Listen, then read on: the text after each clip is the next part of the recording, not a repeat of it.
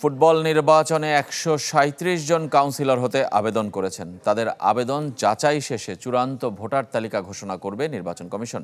৩ October নির্বাহী কমিটির সভায় চূড়ান্ত হবে সেই কমিশন।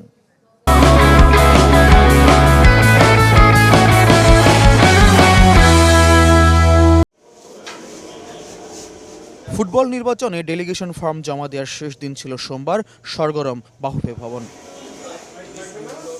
এদিন ক্লাবের ফর্ম জমা পড়েছে বেশি। অর্থ সংকটে ধুঁকতে থাকা চট্টগ্রাম আবাহনী থেকে ভোটার হওয়ার ফর্ম জমা দিয়েছেন সভাপতি পদের সম্ভাব্য প্রার্থী তরফদার রুহুল আমিন।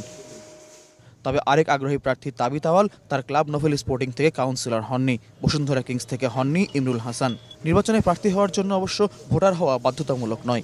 আজকে জমা দিলাম আমাদের ডেলিগেট ফর্ম আমাদের নোভেল স্পোর্টিং ক্লাবের পক্ষ থেকে এখানে আমাকে দেওয়া হয়েছে, তো আমি আমার ফর্মটা জমা দিয়ে গেলাম।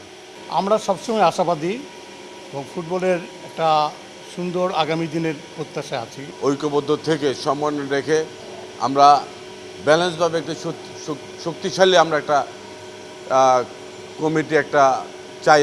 আমরা আশা করতেছি এমন একটা কমিটি হবে যেই কমিটির মাধ্যমে বিগত দিনে যেই খেলার জগতে, বিশেষ করে ফুটবল খেলার জগতে যেভাবে আমরা পিছিয়ে গিয়েছি সেটা যেন আমরা ওভারকাম করে আসতে পারি।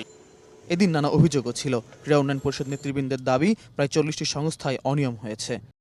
40টি জেলা এবং বিভাগীয় ফুটবল অ্যাসোসিয়েশন শুধু জালিয়াতির মাধ্যমে আমরা এই ব্যাপারটা যখন আপিল হবে, আপিলের বোর্ডে আমরা এই ব্যাপারটা তুলে ধরব।